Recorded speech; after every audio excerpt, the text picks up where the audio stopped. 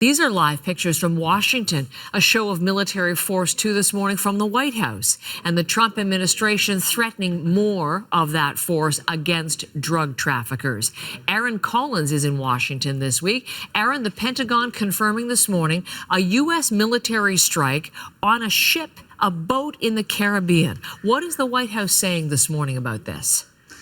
Yeah, Heather, this broke kind of late last night. Some really stunning video released by the president on social media of what looks like drone footage of a speedboat being blown up, destroyed by a missile. The White House saying today in a release that the U.S. military had, in fact, attacked a boat in the Caribbean, killing 11 people on board. And those 11 people alleged to have been part of a Venezuelan gang that was in the midst of smuggling drugs during that attack.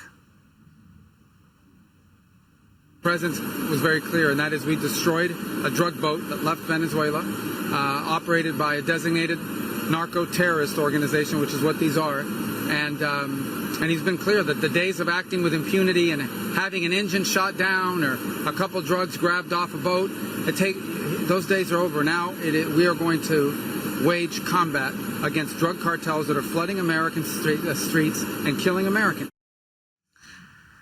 And Heather, I should say that the Trump administration has linked those drug smugglers and that gang to the Venezuelan government, saying that it controls them. And that's an accusation that that country has denied. Is there a sense, Aaron, that this attack is part of a larger strategy on the part of the Trump administration? Yeah, I mean, it might be, Heather. Look, we know that the Trump administration has targeted the gang that was on that boat before. This is the same group, Tren de Aragua, that Trump used that obscure law, the Alien Enemies Act, to try to deport, a move that a court said just yesterday was illegal.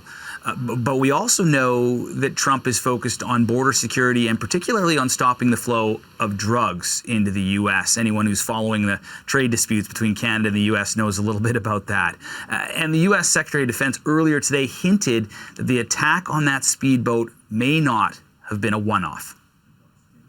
Trump is willing to go on offense in ways that others have not been, and to send that clear signal to Tren de Aragua, Cartel del Sols, and others emanating from Venezuela.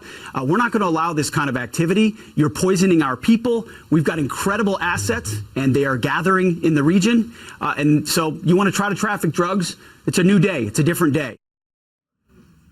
So no question, it's a new day, Heather, and it's also early in the day today. So really, who knows what else might be in store for us? Certainly never boring down here in Washington. No, I can imagine. Quite a week to be there, Aaron. And we'll see what we're talking about tomorrow at this time when we speak to you again. Thank you for this morning, Aaron Collins.